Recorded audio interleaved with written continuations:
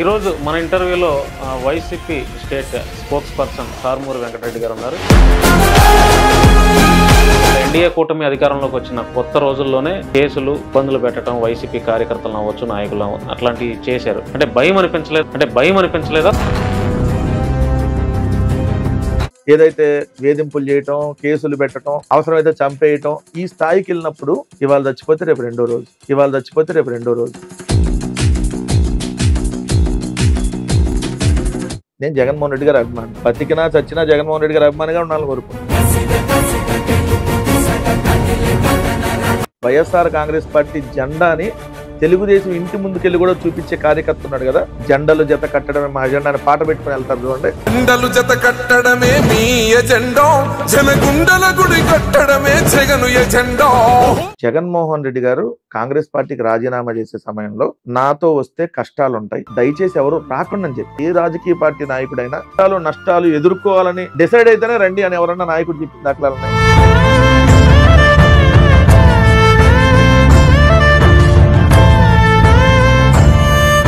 కార్యకర్తల మీద కేసులు పెట్టడం, వాళ్ళని ఇబ్బంది పెట్టడం, వాళ్ళ ఇంటి మీదకి వెళ్ళి అటాక్ చేయడం, అంటే ఇక్కడ తెలుగుదేశం పార్టీ అనేది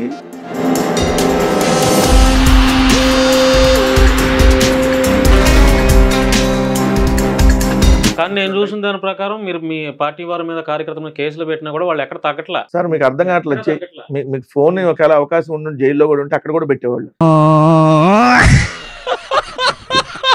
మీరు జగన్మోహన్ రెడ్డి గారిని కలిసారో లేదో నాకైతే తెలియదు, కానీ జగన్మోహన్ రెడ్డి గారిని ఒకసారి కలిస్తే ఆయన చూపించేటటువంటి ఆప్యాయత నిజంగా కుటుంబ సభ్యుడు కూడా చూపించాడు. సామినేని, బాలినేని, మోపిదేవి, మరి వీళ్ళంతా ఎందుకు దూరం అవుతుంది?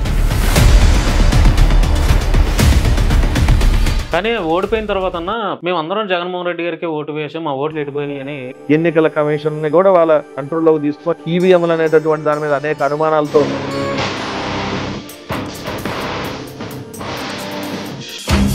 పవన్ కళ్యాణ్ గారిని అడ్డం పెట్టుకుని బీజేపీ ఆంధ్రాలోకి అడుగుపెట్టింది. వాళ్ళు నార్త్ లో సక్సెస్ అయ్యారు, సౌత్ లో కూడా సక్సెస్ అవ్వాలంటే ఏం చేయాలి? ఎవరో ఒకరు పిచ్చోడిని తీసుకొని వచ్చి పెట్టాలి. ఆ పిచ్చోడు పవన్ కళ్యాణ్ దొరికాడు. వాళ్ళ నాయకుడు 3 పెళ్లిళ్ళు చేసుకున్నాడంటే 3 చేసుకుంటేనే మగాడు అంటున్నారు వాళ్ళు. అంటే ఇప్పుడు వైఎస్ఆర్సీ పిల్లవాళ్ళంతా 3 పెళ్లిళ్ళు చేసుకోవాలన్నమాట. పవన్ కళ్యాణ్ గారిని కానీ 2029 రిజల్ట్ వచ్చిన రోజు నుంచి ఎక్కడికి పోకుండా ఆంధ్రప్రదేశ్ లో మాత్రం దయచేసి ఉన్నాడు, పారిపోదు.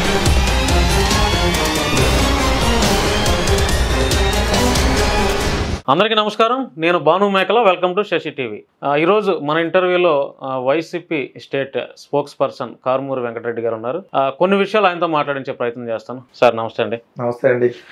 పార్టీ ఓడిపోయిన దగ్గర నుంచి అంటే ఒక ఎమ్మెల్యేలు, ఎంపీలు, మినిస్టర్లు కూడా మాట్లాడటానికి భయపడే పరిస్థితి నుంచి మీరు భుజాన వేసుకొని వైఎస్ఆర్సీపీ తరఫున మాట్లాడుతూ మొదలుపెట్టారు. అంటే కొత్త రోజుల్లోనే, అంటే ఆ ఎన్డీఏ కూటమి అధికారంలోకి వచ్చిన కొత్త రోజుల్లోనే కేసులు, ఇబ్బందులు పెట్టడం, వైసీపీ కార్యకర్తలను అవ్వచ్చు, నాయకులు అట్లాంటివి చేశారు. అయినా కూడా మీరు 4వ తారీఖు రిజల్ట్ వస్తే 5వ తారీఖు 6వ తారీఖు నుంచి మీ పార్టీ స్టాండ్ తీసుకొని మాట్లాడటం మొదలుపెట్టారు. అంటే భయం అనిపించలేదా, లేకపోతే అట్లాంటి పరిస్థితి ఎందుకు వచ్చింది? ఒకటి, నేను ఒక్కడనే మాట్లాడానని కాదు, కానీ నాలాగా చాలా మంది మాట్లాడారు. దాంట్లో నేనేదో ఇదనేం కాదు. కాదు, మీరన్న ఎమ్మెల్యేలు, ఎక్స్ఎమ్మెల్యేలు, అంటే ఎమ్మెల్యేలు తక్కువ అనుకోండి, ఇప్పుడు అందరూ ఎక్స్ఎమ్మెల్యేలు, మ్యాక్సిమం ఎక్స్ఎమ్మెల్యేలు, ఎక్స్ మినిస్టర్లు అన్నప్పుడు ఏంటంటే వాళ్ళ మీద ఇంకా వేధింపులు ఎక్కువ ఉంటాయి కదా. సో జనరల్గా వెంకటరెడ్డి మీద కంటే వాళ్ళ మీద ఎక్కువ వేధింపులు ఉంటాయి. సో ప్రభుత్వంలో వాళ్ళు భాగస్వామిగా ఉన్నారు కాబట్టి, నేను పార్టీలోనే భాగస్వామిగా ఉన్నా, గవర్నమెంట్లో ఉన్నా కూడా. సో ఏంటంటే నా మీద తక్కువ ఉంటాయి. బట్ నా మీద కూడా కేసు పెట్టినటువంటిది ఉంది. 7వ తారీఖు ఎఫ్ఐఆర్ కట్టారు, 9వ తారీఖు పోలీసులు వచ్చారు, నోటీసులు ఇచ్చారు. తర్వాత స్టేషన్ బెయిల్ వచ్చింది ఒంగోలుకు సంబంధించి. ఒంగోలు ఎమ్మెల్యే వాళ్ళ తమ్ముడు పెట్టాడు.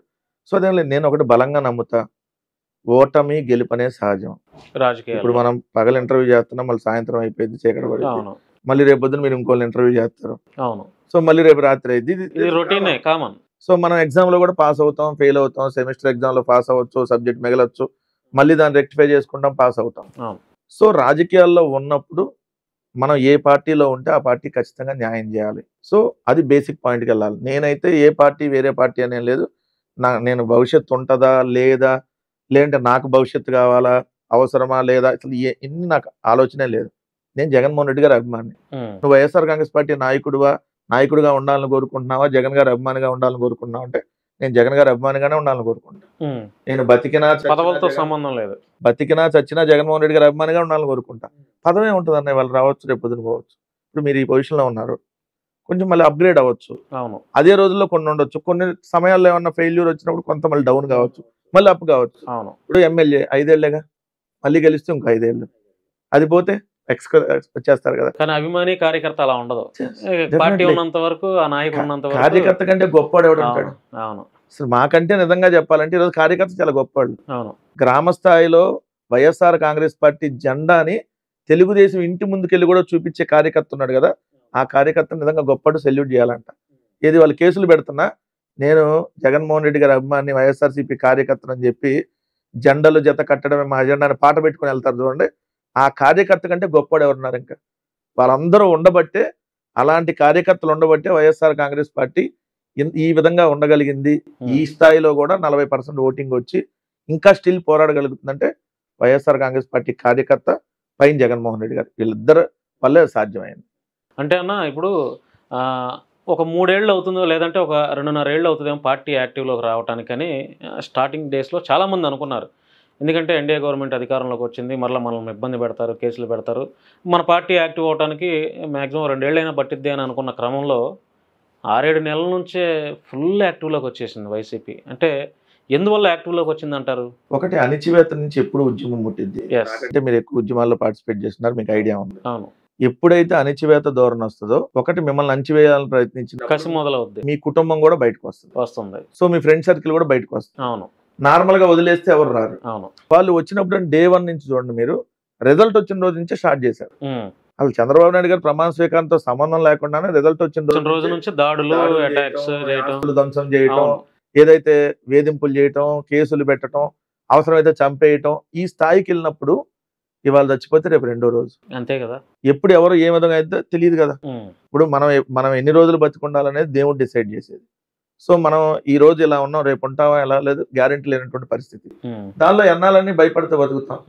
సో మీరు అన్నట్టుగా 11 నెలలు ఈ రోజు ఇప్పటికి ఆంధ్రప్రదేశ్ రాష్ట్రంలో కొత్త ప్రభుత్వం వచ్చి ఈ 11 నెలల్లో మీరు చూస్తే 792 మంది మీద, ఇంకా పెరిగింది తప్ప సంఖ్య తగ్గలేదు కదా, 792 మంది మీద కేసులు పెట్టారు. అంటే దాదాపుగా ప్రతిరోజు 2-3 కేసులు ఎక్కడో చోట ఏదో ఒక నియోజకవర్గంలో నమోదవుతానే ఉన్నాయి. మరి ఆ విధంగా వేధింపులకు గురి చేస్తున్నప్పుడు ఒకసారి జైలుకి వెళ్ళి చూసి వచ్చినప్పుడు జైలు జీవితం అతనిలో కసి పెరిగిద్దా, లేదు ఇంకా మనం వెళ్ళకూడదని అనుకుంటాడా? అది కూడా నిజంగా తప్పు చేసి వెళ్ళిన అయితే పశ్చాత్తాపడతారు, మన సైలెంట్ గా ఉంటారు. తప్పు చేయకుండా నిన్ను అక్రమ కేసు పెట్టినప్పుడు నీ మందిలో అదే ఉంటది కదా. ఇప్పుడు ఏంటంటే బయట ఉంటే వేరే ఆలోచనలు వస్తాయి. అమ్మాయిని రీసెంట్ గా మంగళగిరి పాలేటి కృష్ణవేణి కేసు పెట్టి ఏదైతే ఇక్కడ హైదరాబాద్ ఎల్వినాన్ని తీసుకుని వెళ్ళారు, సరే బెయిల్ మీద వచ్చారు. అంటే ఎందుకు మా పార్టీకి సంబంధించినటువంటి పిన్నెల రామకృష్ణారెడ్డి గారి మీద మరికొంత చాలా మంది నాయకుల మీద 4 నెలలు 5 నెలలు కూడా ఉంచినటువంటి దాఖలాలు ఉన్నాయి. So Panuganti Chaitanya student wing leader కావచ్చు, ఎవరైతే కష్టపడ్డారో వాళ్ళందరి మీద స్టిల్ ఇప్పటికీ వంశీ జైల్లోనే ఉన్నారు. మనం ఇంటర్వ్యూ చేసేదానికి జైల్లోనే ఉన్నాడు. సో ఇలా వేధించేటప్పుడు ఏమైంది? మొన్నటిదాకా వంశీ గారు భార్య ఎవరికన్నా కనపడ్డారా? ఎప్పుడైనా పాలిటిక్స్ లో కనపడ్డారా? ఈ రోజు ఏముంది, వాళ్ళ భార్య గారు వచ్చి పోరాడుతున్నారు, రేపొద్దున కుటుంబ సభ్యులందరూ పోరాడతారు ఖచ్చితంగా. ఆ కసి అనేది పెరిగిద్ది కదా. రెండోది ఏంటంటే నిజంగా ఈ ప్రభుత్వం మంచి చేస్తున్నప్పుడు, నిజంగా మంచి చేస్తుంటే ఎవడో కూడా బయటకు రాడు. ఈరోజు పబ్లిక్ బయట తీసుకుంటుంటే, ఇప్పుడు మీ ఛానల్ వెళ్ళి పబ్లిక్ బయట even Pithapuram or Kuppam or Mangalagiri తీసుకుంటే మీకేమన్నా పథకాలు వచ్చినాయి అంటే ఒక్కటి అందలేదంటారు. ఎందుకు అందలేదు కాబట్టి. ఆ మాట మేము లేదంటే ఇంకా ఎటకారంగా మాకు అసలు మొత్తం వచ్చేసి ఎటకారంగా ఎందుకు మరి అందలేదంటే కేసు పెడతారేమో, అందుకని ఎటకారంగా అందేసి అంటే అయిపోయింది కదా. అది చూసే వాళ్ళకి అర్థం అవుతుంది. రెండు, ఇక్కడ మేజర్ గా మీరు చూసుకున్నప్పుడు ఏంటంటే ఈ ప్రభుత్వం ఎవరినైతే ఆశ పెట్టిందో, ఇప్పుడు అధికారంలోకి రావడానికి ఆశ పెట్టింది. ఆశ పెట్టిన వాళ్ళు ఎవరు? పేదవాడు కడుపు కొడితే ఆ కడుపు మంట రుచి తొందరగా చూపించేస్తారు. సో వాళ్ళు దేనికి భయపడరు. ఎందుకంటే పేదవాడు జైలుకి వెళ్ళడానికి ఏం భయపడ్డం, ఎంతకంటే జీవితం ఏముంది అనుకుంటాడు. అలాంటి వాళ్ళు నువ్వు మభ్యపెట్టి అధికారంలోకి వచ్చావు. వచ్చినప్పుడు అతనికి అందేటటువంటి 4 మెతుకులు ఈరోజు అందకుండా పోయింది. ఎందుకు? అంతకుముందు ఇంటింటికి రేషన్ వెళ్ళేది. ఇప్పుడు నువ్వు రేషన్ అందాలంటే తెలుగుదేశం నాయకుడు చెప్తే తప్ప నీకు రేషన్ ఇచ్చే పరిస్థితి లేదు. అంతకుముందు ఇంటింటికి వాలంటీర్ వచ్చి నీకు పెన్షన్ ఇచ్చేవాడు. ఇప్పుడు నువ్వు వెళ్ళి తెచ్చుకోవాల్సిన పరిస్థితి పెన్షన్. సో ఇంటింటికి అంతకుముందు నీ అకౌంట్లో డబ్బులు పడే, ఏ మధ్యలో తెలుగుదేశం నాయకుడు వైసీపీ నాయకుడు ఏ దళారితో పని లేదు. డైరెక్ట్ గా అకౌంట్లో డబ్బులు పడే నువ్వు వెళ్ళి ఏటీఎంలో వెళ్ళి డ్రా చేసుకునేవాడు, లేదా బ్యాంక్ వెళ్ళి పాస్ పుస్తకం తెచ్చి డ్రా చేసుకునేవాడు. నువ్వు దానికి ఇంట్లో ఏదన్నా వస్తువులకో, లేదంటే ఏదన్నా పిల్లలకు సంబంధించినటువంటి ఫీజులో, లేదంటే వాళ్ళ బట్టలకో దేనికో దానికి ఉపయోగించుకునేవాడు. సో ఈరోజు ఆ పరిస్థితి ఉందా? లేదు. నువ్వు ఎవరిని అడగాలి? ఊర్లో ఉన్నటువంటి పెత్తందారిని అడగాలి, మోతుబరిని అడగాలి. అతను ₹2 ఇంట్రెస్ట్ అంటే ₹2 కట్టాలి, ₹3 అంటే ₹3 కట్టాలి. సో అతను ఎప్పుడు అడిగితే మళ్ళీ అప్పుడు తిరిగి ఇవ్వాలి. సో పక్క అవమానకరం. ఈ రకరకాల ఇప్పుడు ఫేస్ చేస్తున్నారు. అంటే ఎప్పుడైనా దగ్గరుండి తినిపించినప్పుడు అమ్మ విలువ ఎప్పుడు తెలిసిద్ది? మన అమ్మ మన నుంచి దూరం అయినప్పుడు తెలిసిద్ది. మన అమ్మ మన పక్కనుండి అరే ఏంటి లేట్‌గా వచ్చావు, తొందరగా తిను, ఇదిగో ఇంకొంచెం ఎక్కువ తిను అన్నప్పుడు మనకు ఆ విలువ తెలియదు. ఎవరికైనా నీకైనా నాకైనా. దూరమైనప్పుడు తెలుస్తుంది ఏదైనా. రోజు ఉండే అమ్మాయి కదా. అదే అమ్మ ఒక సంవత్సరం దూరం అయింది అనుకోండి, ఇక్కడ మనకు అందట్లేదు అనుకోండి, ఆ అమ్మ ప్లేస్ లో చూసుకునే వాళ్ళు ఎవరు లేరు అనుకోండి, అమ్మ ప్లేస్ లో చూసుకునే భార్య వస్తే మనకు ఆ ఇబ్బంది తెలియదు, లేదా అమ్మ ప్లేస్ లో ఎవరన్నా చూసుకోవడానికి వస్తే మనకు తెలియదు. ఎవరు లేనప్పుడు ఏమైంది? సో ఆ విలువ అప్పుడు తెలిసిద్ది. సో ఆ విలువ ఇప్పుడు ప్రజలకు తెలుస్తుంది. కానీ అన్న ఇప్పుడు ప్రభుత్వాలు వస్తాయి పోతాయి, ఎప్పుడు ఒకే ప్రభుత్వం ఉండదు, ఒకే పార్టీ కూడా అధికారంలో ఉండదు.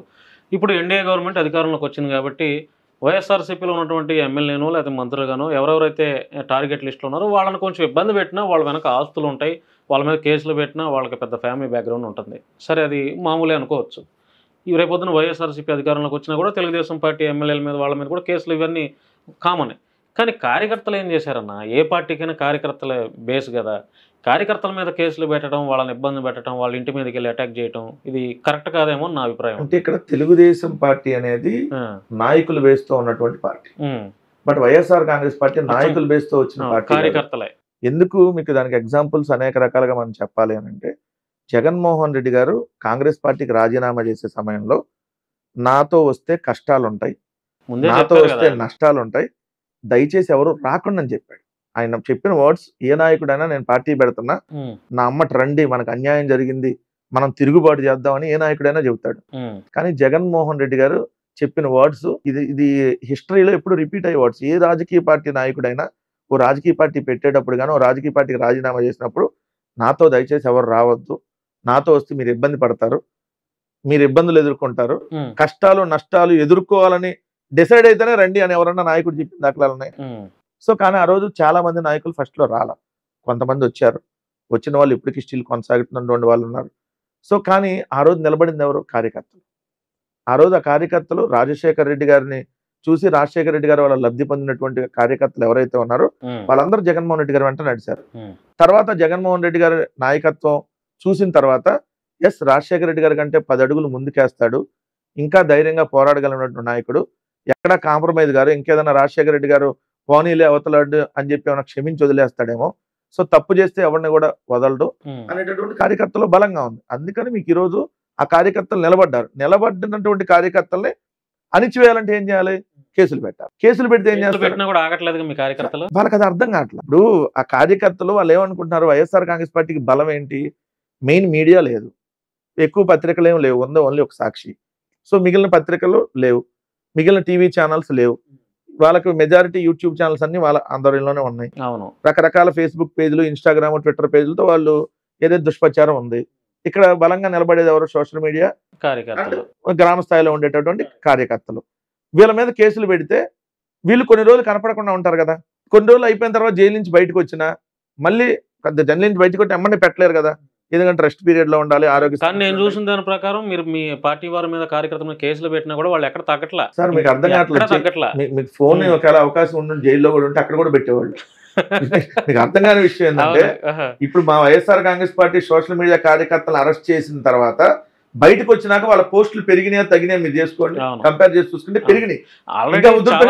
ప్రతిపక్ష పార్టీల నాయకులు కూడా రీసెంట్ గా మొన్న కూడా ఎక్కడికి అది మురళీ నాయక్ని పలకరించడానికి జగన్మోహన్ రెడ్డి గారు వెళ్తే, జవాన్ మురళీ నాయక్ గారిని, ఆ తర్వాత డిబేట్స్ లో చూశాను, ఏందండి ఈ ఫ్యాన్ ఫాలోయింగ్ ఏంటండి, ఆయనకు సపరేట్ క్రేజ్ సంపాదించుకున్నాడు ఏంటి జనాలు ఏంటని డిబేట్స్ లో చాలా మంది జగన్మోహన్ రెడ్డి గారిని అప్రిషియేట్ చేస్తున్నారు, అప్రిషియేట్ చేస్తున్నారు.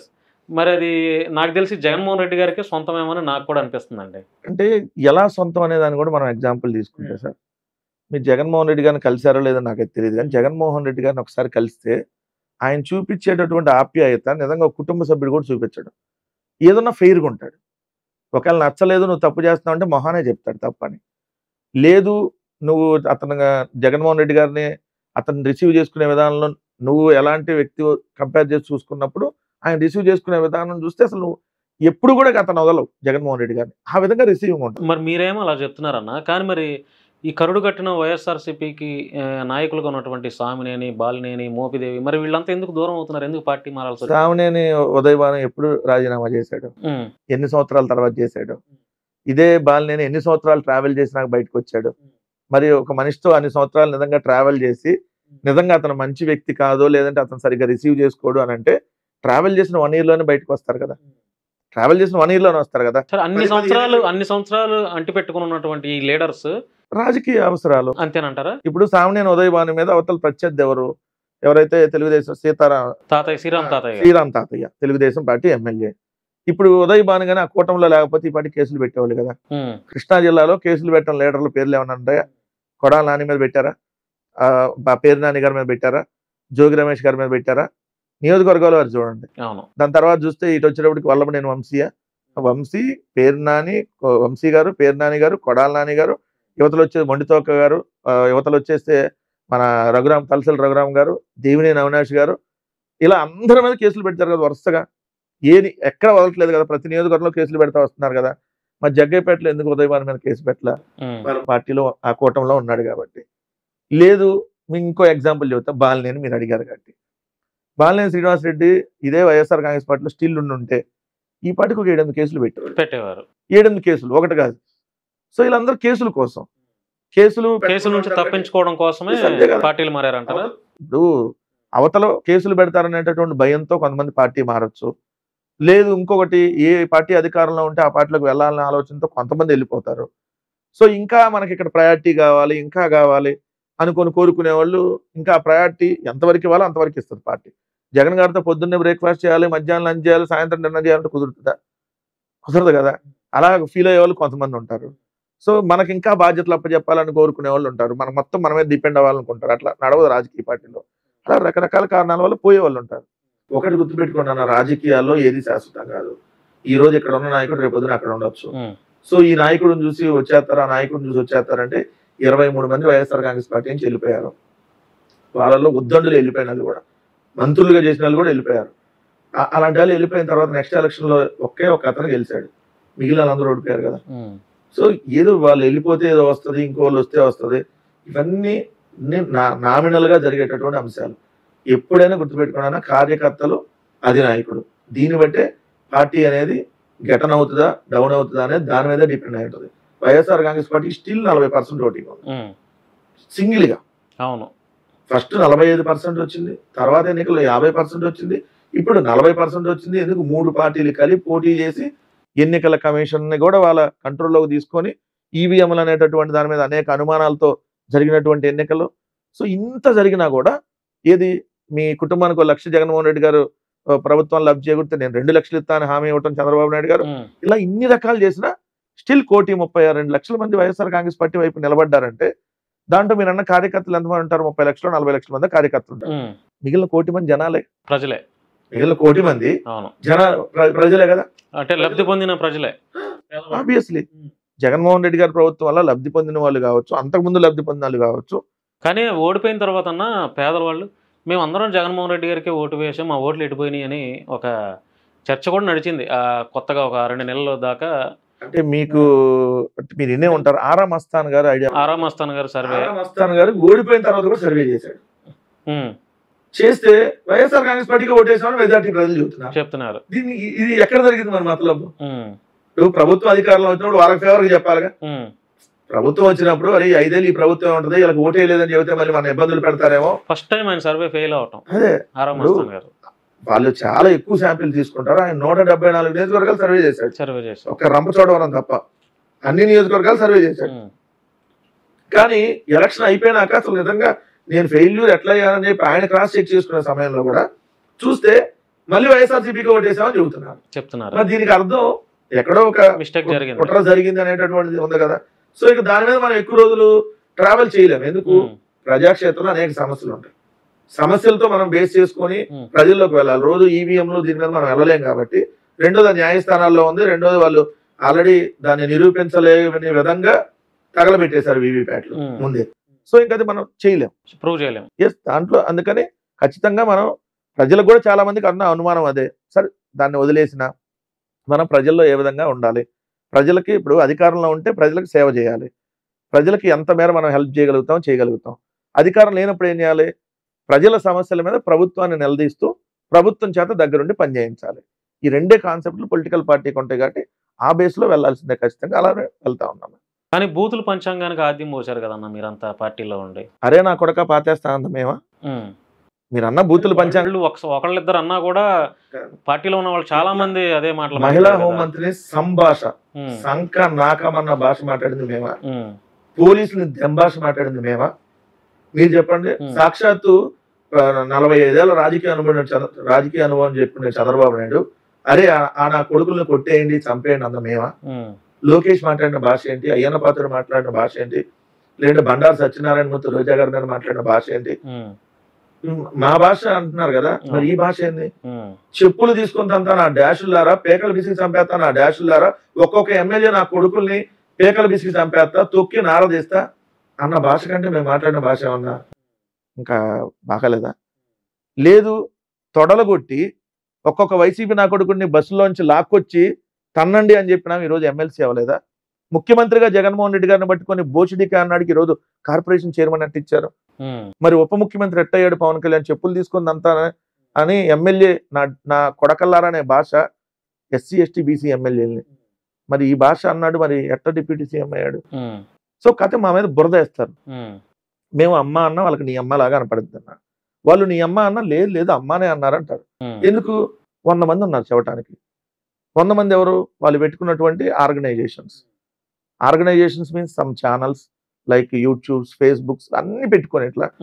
ఇప్పుడు శశి టీవీ, ఇప్పుడు మీరున్నారు భాను గారు, శశి టీవీలో భాను గారు మంచోడు అని చెప్పి 100 మంచి అది చెప్పిస్తే మంచోడు అయిపోతాడు. లేదు భాను మంచోడు కాదని చెప్పి 100 మంచి అది చెప్తే అరే భాను మంచోడు కాదంటున్నారా అని మీ ఇంటి పక్కన మీకు డౌట్ అవుతుంది, మీ బంధువులకే డౌట్ అవుతుంది. ఆ విధంగా ఈరోజు మీడియాతో చేపిస్తడం వల్ల ఏమైంది? ప్రజల మెదడులో ఆ విషయాన్ని ఎక్కిస్తా ఉన్నారు. ఆ ఎక్కించడం వల్ల జగన్మోహన్ రెడ్డి గారి ప్రభుత్వంలోనే జరిగిన అంశాలను మనం తీసుకున్నాం సార్. జగన్మోహన్ రెడ్డి గారి ప్రభుత్వంలో ఒక్క రూపాయి కూడా అవినీతి లేకుండా అన్ని సంక్షేమ పథకాలు అందినాయి కదా.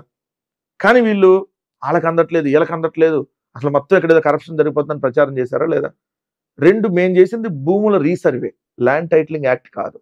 కానీ ల్యాండ్ టైటిలింగ్ యాక్ట్ తెచ్చారు, మీ భూములు లాక్కుంటున్నారని చెప్పి ప్రచారం చేశారా లేదా?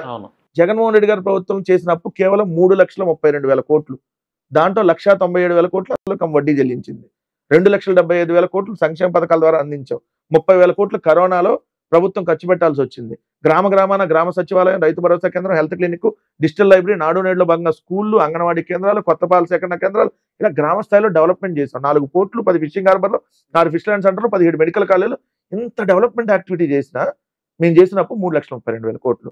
కానీ 14 లక్షలు అయింది, 14 లక్షల కోట్లు, 13 లక్షల కోట్లు బుద్ధి పుడితే ఏది బుద్ధి పుడితే అది ప్రచారం చేశారా లేదా? 30,000 మంది అమ్మాయిలు మిస్ అయ్యారని ప్రచారం చేశారా లేదా? అదే కదా, రంగులకు ఖర్చు పెట్టింది కేవలం 100 కోట్ల రూపాయలు, అది కూడా ప్రభుత్వం ఖర్చు పెట్టాల. పంచాయతీ అంటే నేను మీ ప్రశ్న అదే మీ ఆన్సర్ అడ్డు వస్తాను. 30,000 మందిని మరి అధికారం ఉన్నప్పుడు ఎక్కడ వాళ్ళంతా వెతకాలి కదా. మొన్న అసెంబ్లీ సాక్షిగా చెప్పారు కదా 30,000 మంది కాదు 30 మంది అని. సో ఇట్లానే ఉంటుంది. సో ఈ దుష్ప్రచారం ఎట్లా? చంద్రబాబు, పవన్ కళ్యాణ్, బీజేపీ, కమ్యూనిస్టులు అప్పుడు వాళ్ళకి యాడ్ అయ్యి, తర్వాత కాంగ్రెస్ పార్టీ, ఎంతమంది యాడ్ అయ్యి, 2 పత్రికలు, 10 శాటిలైట్ ఛానల్, ఒక 500 యూట్యూబ్లు, ఇంతమంది యాడ్ అయ్యి, మళ్ళీ మేధావుల ముసుల్లో కొంతమంది వస్తారు, కుహానా మేధావులు. వాడికి ఆర్థిక అభివృద్ధి అంటే ఏందో తెలియదు, వాళ్ళంతా ఆర్థిక నిపుణులు అయిపోతారు. అట్లాంటి వాళ్ళని తీసుకొని వచ్చి అసలు ఆంధ్రప్రదేశ్ అడుక్కుతుంది, శ్రీలంక అయిపోయింది, వెనుజులా అయిపోయింది, ఈ సంక్షేమ పథకాలు ఇవ్వడం వల్ల సోమరిపోతులు అయ్యారు, ఇవన్నీ మాట్లాడినాడు. మళ్ళీ వాలంటీర్లు దుర్మార్గులని మాట్లాడినాడు, 10,000 ఇస్తా అన్నాడు. అది పోయింది, ఇది పోయింది, ఉన్నది పోయింది, వచ్చేది పోయింది. సో ఇన్ని రకాలు చేసినప్పుడు ఏమైంది? ప్రజల మెదడులో ఇప్పుడు నిజమేనేమో, ఇప్పుడు మా ఊర్లో ఏంటో మనకు తెలిసిద్ది, కానీ వెంకటరెడ్డి దొంగ అని 100 మంది ప్రచారం చేశారనుకోండి, ఇప్పుడు ఏంటి ఇంతమంది చెబుతున్నారు కదా, నిజంగా ఏమన్నా చేశాడా? ఇంకోటి వస్తాడు, నిజంగా అండి చేస్తాడండి, నేను చూశానండి అని ఇంకోళ్ళు. ఈ రకంగా ప్రచారం చేయటం వల్ల నెగిటివ్ ప్రచారం బాగా ఎక్కువైంది. ఆ నెగిటివ్ ప్రచారం వల్ల ఇక్కడ పాజిటివ్, వాళ్ళకి అందిన పాజిటివ్ కంటే నెగిటివ్ వాళ్ళ మెదడులోకి ఎక్కించడం వల్ల వైఎస్ఆర్ కాంగ్రెస్ పార్టీకి 2024 ఎన్నికల్లో మైనస్ అయిన మాట వాస్తవమే. కానీ అది ప్రతిసారి కుదరదుగా. ఇప్పుడు వాస్తవం ప్రజల మెదడులోకి మీరు ఎంత ఎక్కించినా, ఒరే అక్కడ ఉన్నప్పుడే మనకి నెల వచ్చే సంక్షేమ పథకాల రూపంలో ఇప్పుడు ఒక్కటే ఇవ్వటల్లా, అప్పుడున్నప్పుడు మనం ఎవ్వరికి లంచం ఇచ్చే పని లేదు, ఇంతకంటే బెస్ట్ ఇస్తా అన్నాడు. ఈ బెస్ట్ పోయింది, అసలు వచ్చేది పోయింది. ఇవన్నీ అర్థమవుతుంది కదా, ప్రాక్టికల్గా అనుభవిస్తారు కదా. అనుభవించినప్పుడు రేపొద్దున వాళ్ళ మీద ఇచ్చేటటువంటి తీర్పు, వాళ్ళకి కొట్టేటటువంటి తీర్పు అంతే బలంగా ప్రజల నుంచి వస్తుంది. కానీ దానికోసం మనం ఏం చేయాలంటే ఎన్నికలు వచ్చిందని వెయిట్ చేయాలి. అన్న ఇప్పుడు బీజేపీ దాదాపుగా 20 ఏళ్ల నుంచి ఆంధ్ర మీద పట్టు సాధించాలని ఒక ప్రయత్నాలు చేసింది. చాలామంది అధ్యక్షులుగా ఆంధ్రాకి వేసినా కూడా బీజేపీ తరపు నుంచి పట్టు అయితే సంపాదించలేకపోయారు. అలాంటిది మొన్న జరిగినటువంటి ఎన్నికల్లో పవన్ కళ్యాణ్ గారిని అడ్డం పెట్టుకుని బీజేపీ ఆంధ్రాలోకి అడుగుపెట్టింది. అడుగుపెట్టడమే కాకుండా మత రాజకీయాలకు కూడా ఆద్యం పోస్తుంది. ఎలా చూసుకోవచ్చు దీన్ని? ఆంధ్రప్రదేశ్ రాష్ట్ర రాజకీయాల్లో బీజేపీ అనేది ఎప్పుడు 4వ పార్టీ తప్ప 3వ పార్టీగా కూడా రాదు. 3వ పార్టీగా వాళ్ళు రావాలంటే ఏం చేయాలంటే జనసేన విలీనం చేసేసుకోవాలి. చేసుకుంటే అప్పుడు వైఎస్ఆర్ కాంగ్రెస్ పార్టీ, తెలుగుదేశం, బీజేపీ ఉంటాయి, ఇంకొక పార్టీ ఉండదు.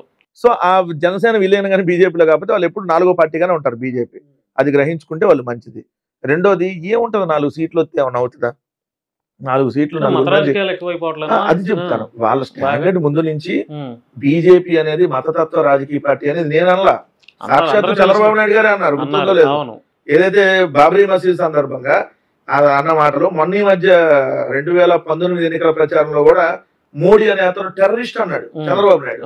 మోడీ గారు భార్యను తిట్టించాడు, వాళ్ళ మదర్ని తిట్టించాడు. సో అట్లాంటివన్నీ చెప్పి మళ్ళీ అవసరాల కోసం వాళ్ళు వెళ్ళి కాలు పెట్టుకున్నారు. సో వాళ్ళు డిపెండ్ అయింది మతత్వ రాజకీయాల మీద. ఎందుకంటే వాళ్ళు నార్త్ లో సక్సెస్ అయ్యారు, సౌత్ లో కూడా సక్సెస్ అవ్వాలంటే ఏం చేయాలి? ఎవరో ఒకరు పిచ్చాడు తీసుకుని వచ్చి పెట్టాలి. ఆ పిచ్చాడు పవన్ కళ్యాణ్ దొరికాడు ఆల్రెడీ. ఎందుకు పవన్ కళ్యాణ్ ఏది చేయమంటే అది చేస్తాడు కదా. ఎందుకంటే ఇండివిజువల్ ఆలోచనలు కానీ ఇండివిజువల్ టాలెంట్ లేనాడు ఏం చేస్తాడు? ఎవడు స్క్రిప్ట్ ఇస్తే చదువుతాడు.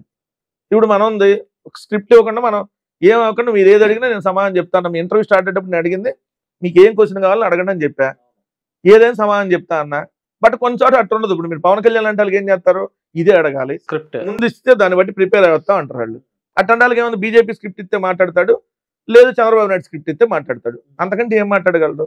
సో మతతత్వ రాజకీయాలు అనేది అన్ని చోట్ల వర్కౌట్ కావు.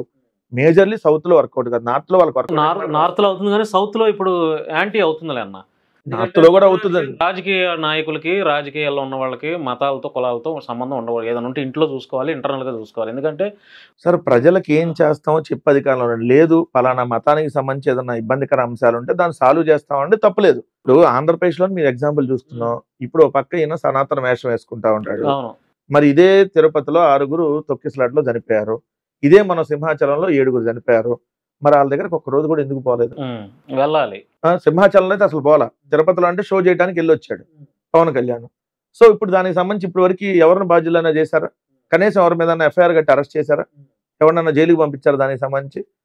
సో అంటే ఇలాంటి ఏది మనుషులు చనిపోతున్నా కూడా ఏది భక్తి కోసం వెళ్ళి దేవుడు మోక్షం కలగటానికి అని దేవుడి దగ్గరికి వెళ్తే డైరెక్ట్ గా మోక్షం పైకి వెళ్ళిపోయేటటువంటి స్థితిలో ఈ కూటమి ప్రభుత్వం ఉన్నా ఎక్కడన్నా మాట్లాడా? కాశీనాయన క్షేత్రం కూల్చారు, పవన్ కళ్యాణ్ శాఖ కదా అటవీ శాఖ, ఎక్కడన్నా మాట్లాడా? కానీ మత్తత్వ రాజకీయాలు చేయడానికి ముందుంటాడు. ఇప్పుడు బీజేపీ ఏ స్క్రిప్ట్ ఇస్తే ఆ స్క్రిప్ట్, లేదు చంద్రబాబు నాయుడు ఏ స్క్రిప్ట్ ఇస్తే ఆ స్క్రిప్ట్. ఓ పక్క నిన్న కూడా మోహన్ బాబు కాలేజీలో అనుకుంటా దళిత విద్యార్థిని అతను దారుణంగా కొట్టి మూత్రం తాగించినటువంటి పరిస్థితి పత్రికలు కూడా వచ్చినటువంటి. సో ఎక్కడన్నా ఏ విధంగా ఈ ప్రభుత్వంలో సెక్యూరిటీ ఉంది ప్రజలకి? అంతెందుకు చిన్న పాప 9 సంవత్సరాలు అనుకుంటా అమ్మాయికి మచ్చిమరిలో. ఇప్పుడు మచ్చిమరిలో బాలిక మిస్ అయ్యి చనిపోయింది. అది అత్యాచారం చేసి హత్య చేయబడింది. ఇప్పుడు వరకు దాంట్లో దోషులను ఎవరినన్నా శిక్షణ పడిందా? అసలు ఆ అమ్మాయి శవం దొరికిందా? మరి ఇలాంటి నీచమైనటువంటి పరిస్థితులు, ఇంత దారుణమైనటువంటి సంఘటనలో అసలు బయటికి వెళ్తే ఈరోజు మీకైనా నాకైనా ఇంకోళ్ళకైనా లేదు సామాన్య మానవులకైనా, మనం అంటే రాజకీయాల్లో ఇంకోటి మీడియానో ప్రత్యర్థిలో ఉంటారు అనుకుందాం, నార్మల్ వ్యక్తులు కూడా బయటికి వెళ్తే సేఫ్ గా వస్తారని గ్యారంటీ ఉందా? అంతేందుకు తెలుగుదేశం నాయకుడు బయటికి వెళ్తే అతనన్నా సేఫ్ గా వస్తారని గ్యారంటీ ఉందా? ఈ ప్రభుత్వంలో తెలుగుదేశం ప్రభుత్వం తెలుగుదేశం నాయకుడు బయటికి వెళ్ళినా సేఫ్ గా వస్తారని గ్యారంటీ ఉందా? వీరయ్య సోదరు వాళ్ళ పార్టీ వాడేగా. మొన్న నెల్లూరులో నాయుడుపేట దగ్గర ఒక అతను చంపారు, వాళ్ళ పార్టీ వాళ్ళేగా. వాళ్ళ పార్టీ వాడిని వాడే చంపుకుంటున్నారు. అంటే ఎంత దారుణం పరిస్థితులు. ఉత్తర కొరియాలో కూడా ఉంటుంది దారుణ పరిస్థితులు. కిమ్ము అనే అతను చాలా దారుణమైన మనిషిని అందరూ చెప్పుకుంటారు. అలాంటి దేశంలో కూడా లేనటువంటి దారుణ పరిస్థితులు ఇక్కడ ఉన్నాయి. ఎందుకు? వాళ్ళ పార్టీ వాడిని వాడే చంపుతున్నాడు. తెలుగుదేశం వాడిని జనసేన కొడతాడు, జనసేన తెలుగుదేశం వాళ్ళు తిట్టుకుంటారు, లేదంటే వాళ్ళని ఏళ్ళు చంపుతారు. మన కాంగ్రెస్ పార్టీ ఎంఆర్పిఎస్ నాయకుడు ఆలూరు, కర్నూలు జిల్లా ఆలూరులో తెలుగుదేశం పార్టీ నాయకుడు చంపాడు. ఎవరు మన ఇప్పుడు గుంతకల్లు ఎమ్మెల్యేగా ఉన్నటువంటి జయరాం, బొమ్మనూరు జయరాం తమ్ముడు ఆల్రెడీ అరెస్ట్ చేశారు అతన్ని. సో అంటే ఏ పరిస్థితులు ఉన్నాయి చూడండి. సో బయటికి వెళ్తే వచ్చే పరిస్థితులు లేవు. మరి ఇంత దారుణమైన పరిస్థితులు ఉంటే ఈ ప్రభుత్వం ఏ విధంగా పరిపాలన చేస్తున్నట్టు అసలు పరిపాలనే లేదంటారు నేను. అసలు ఈ ప్రభుత్వం పరిపాలించట్లా, ఎవరి పని వాడు చేసుకుంటున్నాడు. ప్రభుత్వం పరిపాలిస్తే ఎట్టు ఉండదు. సో కనీసం కొంత ఉంటది కదా సేఫ్ అండ్ సెక్యూరిటీగా. మీ మీద ఎన్ని కేసులు ఉన్నాయన్న? ఒకటైతే బెయిల్ వచ్చింది, ఇంకోటైతే రామగిరి ఎస్ఐ పెట్టాడు. పెరుగుతాయి మీ మీద కానీ ఇప్పుడు మనం ఏం చేస్తాం, అది అవి లవ్ లెటర్ గా ఫీల్ అవ్వాలి. మనం చాలా బలంగా మాట్లాడుతున్నారు వైఎస్ఆర్సీపీ తరఫున. వాళ్ళు అనుకుంటే సోషల్ మీడియా కార్యకర్త మీద పెడుతున్నారు. అవును, అంటే మీకు టైం రావాలి.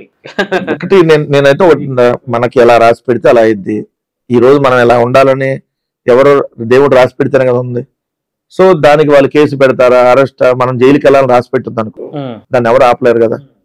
సో చంద్రబాబు నాయుడు జైలుకి వెళ్ళాలని రాసి పెట్టింది, ఎవరు ఆపలేరు. వెళ్ళి వచ్చాడు 53 రోజులు. జగన్ గారిని 16 నెలలు ఉంచాలి అనేది దేవుడు రాసి పెట్టిన స్క్రిప్ట్. సో దాన్ని ఏం చేయగలుగుతాం. సో దాని గురించి అసలు ఎక్కడ ఆలోచన లేదు, దాని గురించి ఆలోచించట్లా. సో మెంటల్ గా అయితే ప్రిపేర్ అయి ఉన్నాం, ఇంట్లో వాళ్ళని కూడా ప్రిపేర్ చేస్తున్నా. సో ఎప్పుడైనా ఏమైనా జరగచ్చు. సో దాని గురించి అయితే ఆలోచన లేదు. నేను వైఎస్ఆర్ కాంగ్రెస్ పార్టీకి బలంగా మాట్లాడాలి, ప్రజల సమస్యలను అడ్రస్ చేయాలి. సో నా వల్ల పార్టీకి మైనస్ కాకూడదు ఈ అంశంలో. లేదు లాభం చేయకపోయినా పర్లేదు కానీ, నా వల్ల ప్లస్ కాకపోయినా పర్లేదు కానీ మైనస్ కాకూడదు అని మాత్రం నేను ఎప్పుడు కోరుకునేటటువంటి. ఏ డిబేట్కి వెళ్ళేటప్పుడు అనుకుంటా, నా వల్ల మైనస్ కాకుంటే చాలు, ప్లస్ కాకపోయినా పర్లేదు. అంటే మాట సరిగ్గా ఉండాలి. ఒక్కోసారి అవతలాలు రెచ్చగొట్టేటప్పుడు కొంత మనం కూడా కంట్రోల్ తప్పుతాం. ఇప్పుడు నన్ను అనేక సందర్భాల్లో ఒకడైతే లైవ్ లో చెప్పు కూడా చూపించాడు జనసేన. సో కానీ మనం రివర్స్ చెప్పు చూపించలేదు అంటే అప్పుడు మనం కంట్రోల్ ఉండగలిగాం. కానీ ఇంకోసారి అయితే వస్తుంది. ఎంత మనం అంచి వేసుకున్నా కూడా వాళ్ళు తిట్టేటటువంటి దాన్ని బట్టి, ఇప్పుడు అవతల వచ్చేవాడు సాఫ్ట్ క్యారెక్టర్ కాదు, వాళ్ళ దగ్గర సబ్జెక్ట్ ఉండదు, ఇష్టం ఉన్నట్టుగా బూతులు తిడతానికి వస్తారు. వాళ్ళ నాయకుడు 3 పెళ్లిళ్ళు చేసుకున్నాడంటే 3 చేసుకుంటేనే మగాడు అంటున్నారు వాళ్ళు. తప్పండి అంటే మీరు మగాళ్ళు కాదని మీకు ఒకటే పెళ్లి అయిందిగా అంటున్నారు అవతల డిబేట్ లో. ఇది వచ్చే వేరే మైండ్లు కూడా అదే అంటున్నారు. మనం ఏం సమాధానం చెప్తాం? 3 పెళ్లిళ్ళు చేసుకుంటేనే మగాళ్ళు అండి, ఒకటి చేసుకుంటే కాదంటున్నారు వేరే మైండ్లో.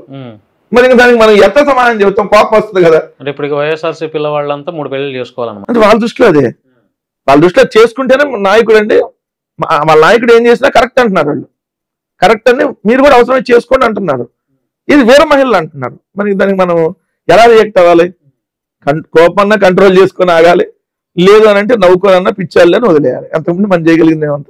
సో ఇవన్నీ ఫేస్ చేస్తా ఉన్నాం, అలవాటు అయిపోయింది. అన్న సేమ్ రాజా కిరాకార్పి తర్వాత మొన్న ఒక అతను ఎవరో అరెస్ట్ చేశారు, ఏదో చేబ్రోలు కిరణ్.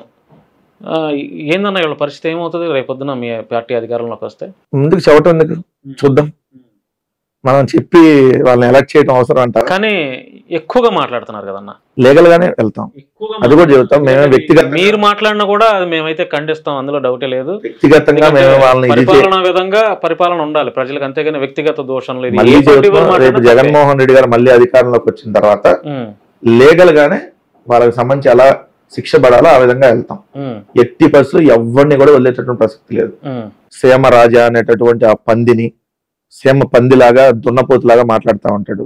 కిరాకార్పి అని మనిషి పుట్టక పుట్టాడా లేదంటే ఇంకేదన్నా పుట్టకలో పుట్టాడా అన్న విధంగా మాట్లాడేటటువంటి ఆ కిరాకార్పి అనేటువంటి ఆడవాళ్ళని కూడా చాలా దారుణంగా మాట్లాడుతాడు. ఎంత దారుణం, దేవుడు కూడా మాట్లాడుతున్నాడు. ఇప్పుడు తిరుమల తిరుపతి దేవస్థానం, తిరుమల వెంకటేశ్వర స్వామి అంటే 140 కోట్ల మంది హిందువుల మనోభావాలకు సంబంధించినటువంటి అంశం. అలాంటి దేవుడు ప్రసాదంలో రోజా గారి కొవ్వు కలిపి పెట్టారు అని అంటే అసలు మనిషి పుట్టకలో పుట్టాడా ఇంకేదన్నా పుట్టకలో పుట్టి మాట్లాడుతున్నాడా? మళ్ళీ ఆవిడ వచ్చి బ్లెస్సింగ్ ఇచ్చింది కిరాకార్పికి.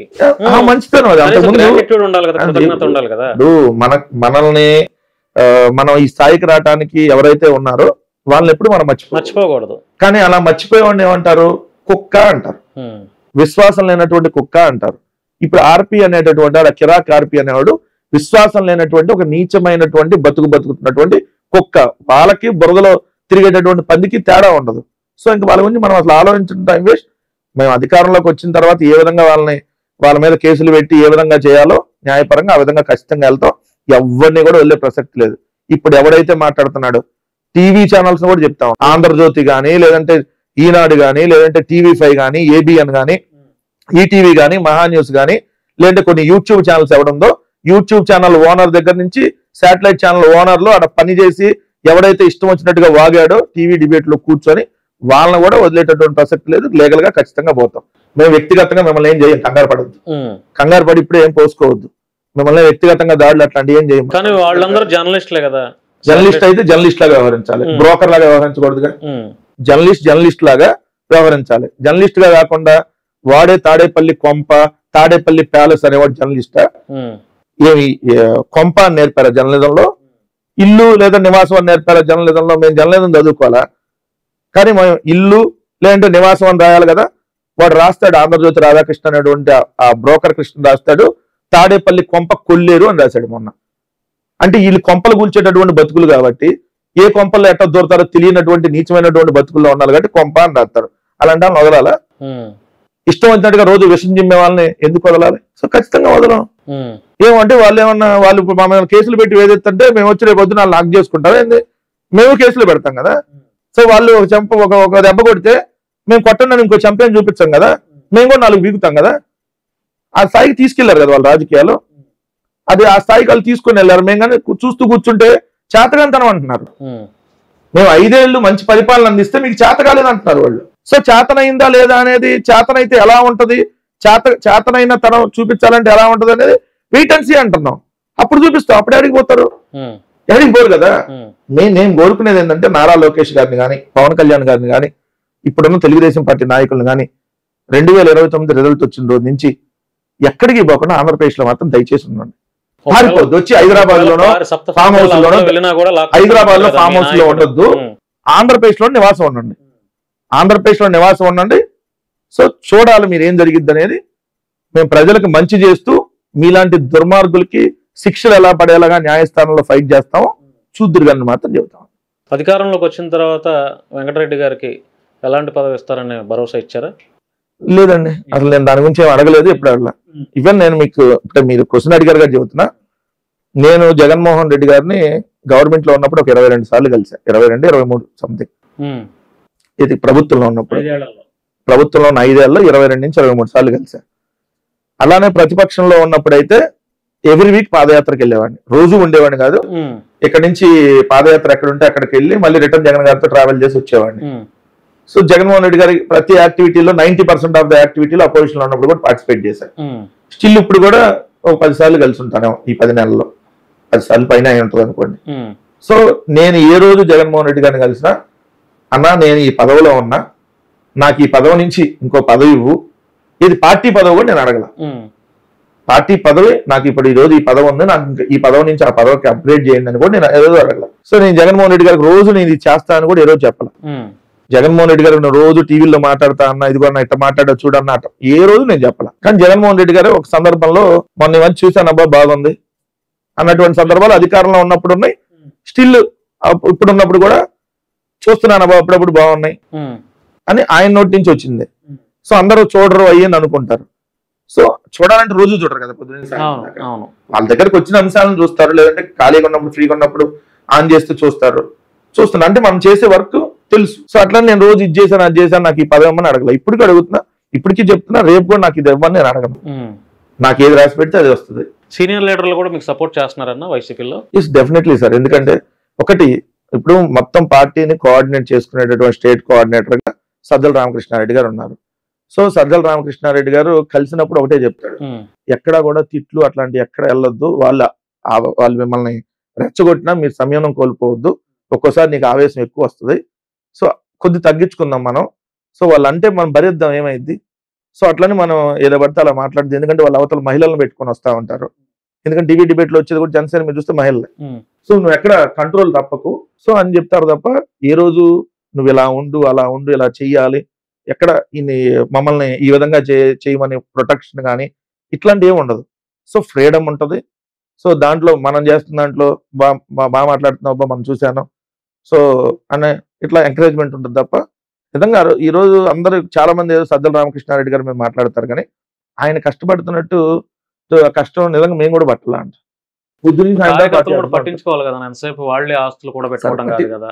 ఎవరు చెప్పారు? ఇప్పుడు చాలా మంది వైఎస్ఆర్సీపీ కార్యకర్తలు సజ్జల రామకృష్ణారెడ్డి గారు సోషల్ మీడియా వేదికగానే సజ్జల రామకృష్ణారెడ్డి గారిని విమర్శలు చేస్తారు. విమర్శలు అనేది కామన్ గా వస్తుంది. ఎందుకు?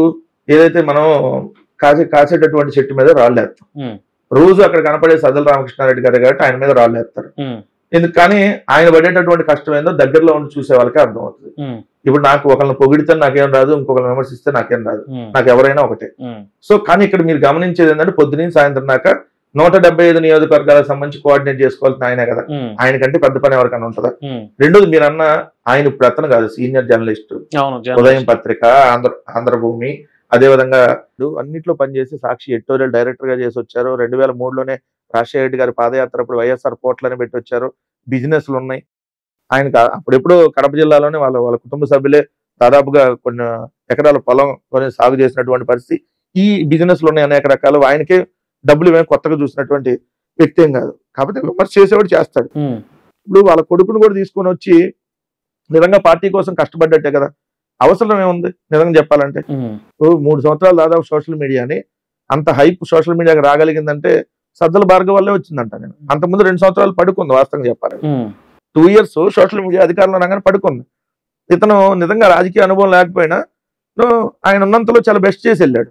సో అది ఇంకా నిలబెట్టుకోగానే వెళ్తా ఉంది ఇప్పుడు పార్టీ. సో ఒకటి వైఎస్ఆర్ కాంగ్రెస్ పార్టీకి సంబంధించి అక్కడ పార్టీ ఆఫీసులో ఉండే వాళ్ళందరికి కూడా విపరీతమైనటువంటి ప్రెజర్స్ ఉంటాయి. ఎందుకంటే అన్ని నియోజకవర్గాల సమస్యలన్నీ వాళ్ళ దగ్గరికి వస్తాయి.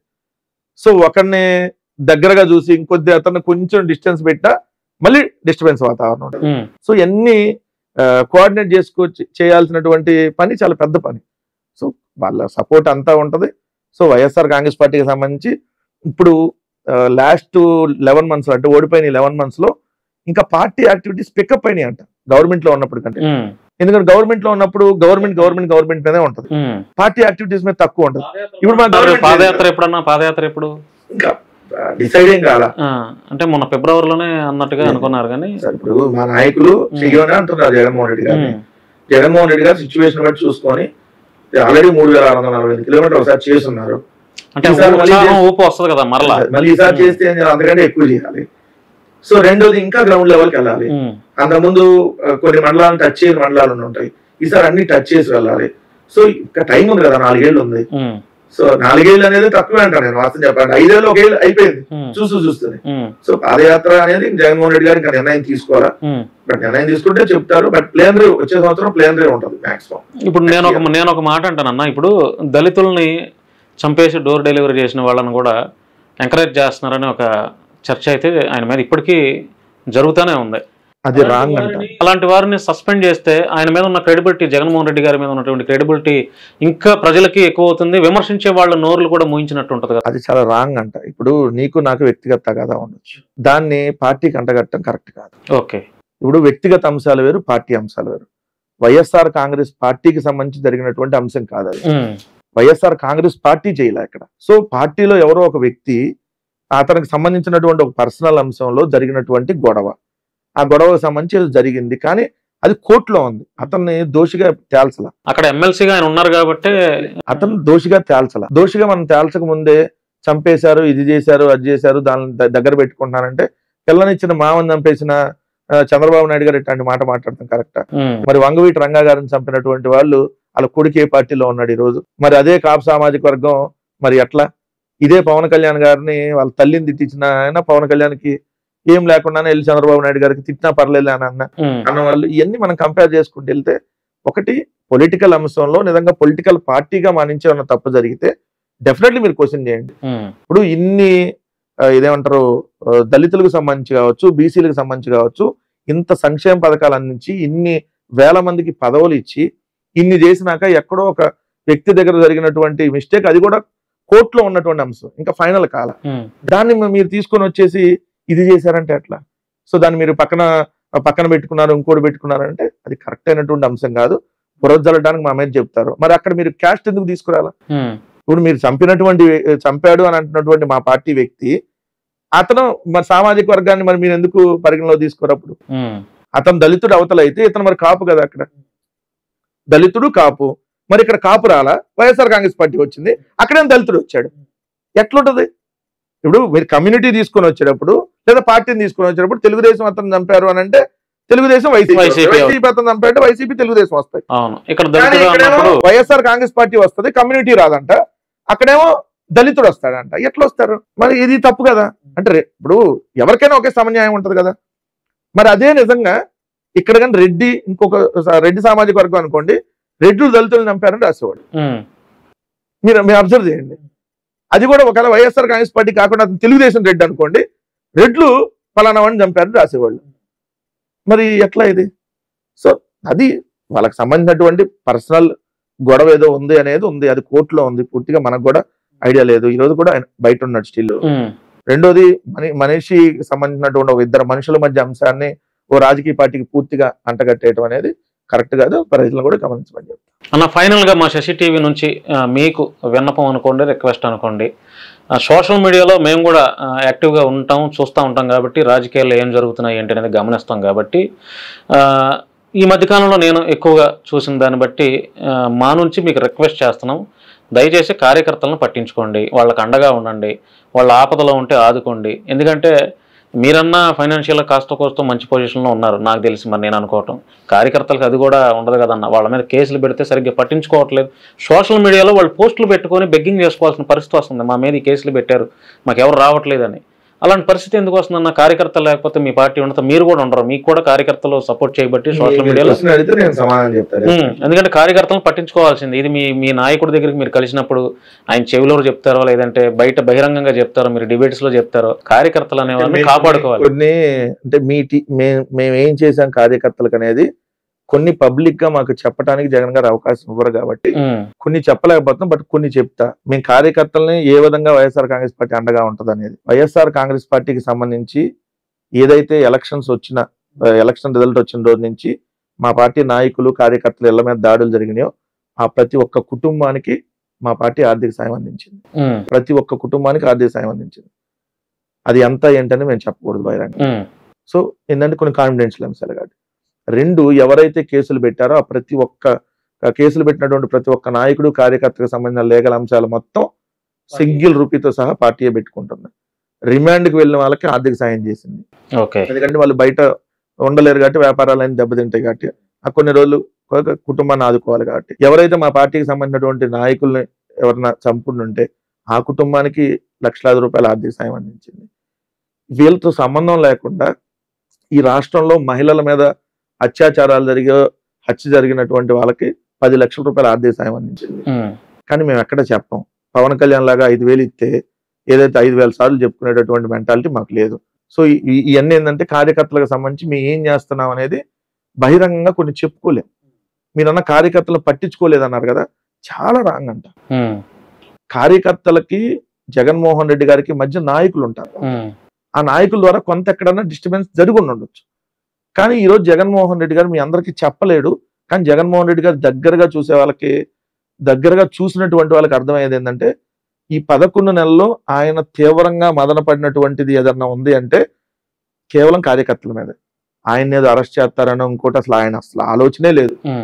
ఆయన డైరెక్ట్ గా అనేక సార్లు ఆయన దగ్గరకు నాయకులు వెళ్ళి అన్న మిమ్మల్ని అరెస్ట్ చేస్తారంటున్నారు అంటే ఏముందప్ప ఆల్రెడీ 16 నెలలు వెళ్ళి వచ్చాం కదా, మళ్ళీ పెడితే వెళ్ళొస్తాం ఏముంది, 3 నెలలు పెడతారా, పోయి వస్తాం ఏముంది, ఆల్రెడీ మా నాన్నని అరెస్ట్ చేసిన వాళ్ళకి బెయిల్ తీసుకురండి అబ్బా.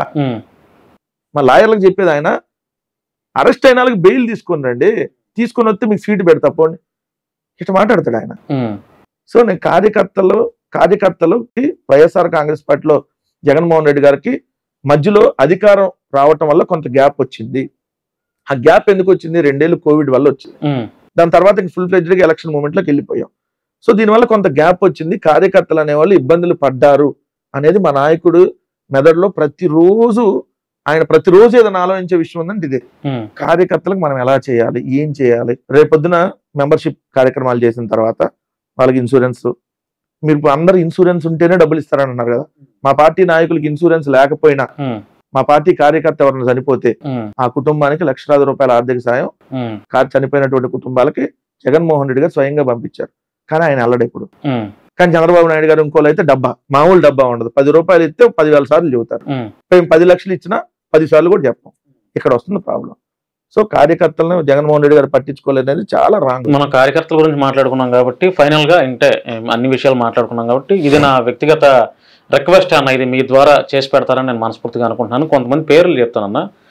కృష్ణా గుంటూరు జిల్లా విజయవాడ సరౌండింగ్స్ లో కొంతమంది కార్యకర్తలు, హర్ష అనే కుర్రాడు జగన్మోహన్ రెడ్డి గారు ఎక్కడికి వెళ్ళినా, అంటే సోషల్ మీడియాలో చూస్తున్నాను నేను, ఎక్కడికి వెళ్ళినా కూడా పక్కన బైక్ మీద వెళ్తూ ఆ కుర్రాడు సెల్ఫీ కోసం అన్న అని అనుకుంటా కేకలు పెట్టుకుంటా ఎక్కడికి వెళ్ళినా, ఆడికి ఈ రోజుకి సరైన ఉద్యోగం లేదు.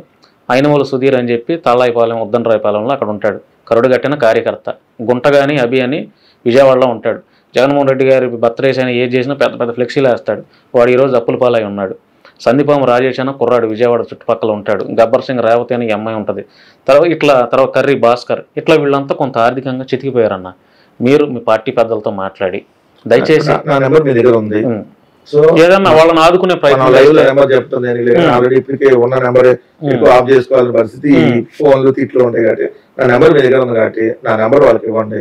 వాళ్ళకి నిజంగా ఎంతవరకు చేయగలిగేది ఉంటే, ఒకవేళ నిజంగా పార్టీ ఆఫీస్ లో కానీ ఇంకెక్కడన్నా వాళ్ళని అకామిడేట్ చేసేది, లేదా వాళ్ళ ఎడ్యుకేషన్ బట్టి ఇంకెక్కడన్నా రికమెండ్ చేసేది అట్లా ఉంటే, నేను ఏదైతే పేర్లు చెప్పానో వీళ్ళంతా కరుడు కట్టిన కార్యకర్తలు. మేము సోషల్ మీడియా నిత్యం 100% వాళ్ళకి ఏదో 100% చేసేస్తామని కాదు, వాళ్ళు మీరు చెప్పిన వాళ్ళలో 90% వాళ్ళకి ముందు ఏదైతే నెల నెల ఎలా గడవాలి ఏంటనే దాని మీద ఖచ్చితంగా నేను పార్టీ దృష్టికి తీసుకొని వెళ్తా.